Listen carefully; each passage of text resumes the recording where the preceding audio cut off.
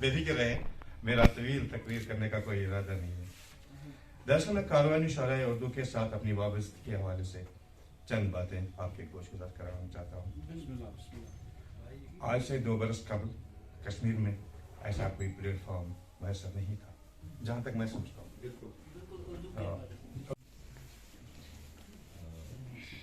जो हमारे बीच में मेहमानान हैं, सभी जिम्मेदार हैं माशाल्लाह। तो मुझे एक कुर्सी खाली नज़र आ रही है और एक चेहरा जिसको मैं बड़ी देर से तक रहा हूँ वाले साहब हैं, और कई चेहरे मेरी आंखों के सामने आ रहे हैं और कई धुंधले नज़र आ रहे हैं क्योंकि कैमरा की लाइट जो है आंखों पर कोई इबारत भी नहीं। अब उसूलों की सलीबों पर नहीं चढ़ते हैं, अब उसूलों की सलीबों पर नहीं चढ़ते हैं हम। अब किसी को शहर में हमसे शिकायत नहीं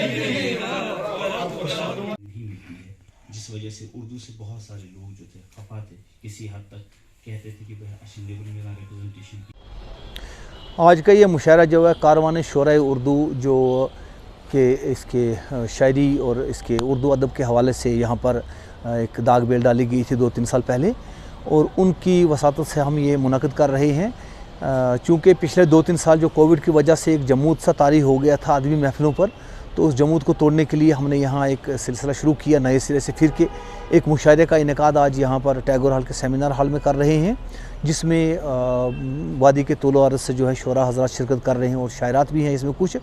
हमारा मकसद जो है वो उर्दू अदब की खिदमत करना है, उर्दू अदब की तरक्की व तरवीज के लिए काम करना है।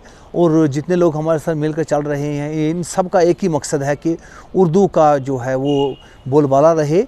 और हम चाहते हैं कि यहाँ पे जितने भी अदबी महफ़िलें हैं उन सबको आपस में मिलजुल कर काम करना चाहिए ताकि हम ज़बान के हवाले से आगे बढ़ सकें। और आज का ये मुशायरा जो है वो हम कारवान शुराए उर्दू की तरफ से यहाँ पे मुनक़िद कर रहे हैं।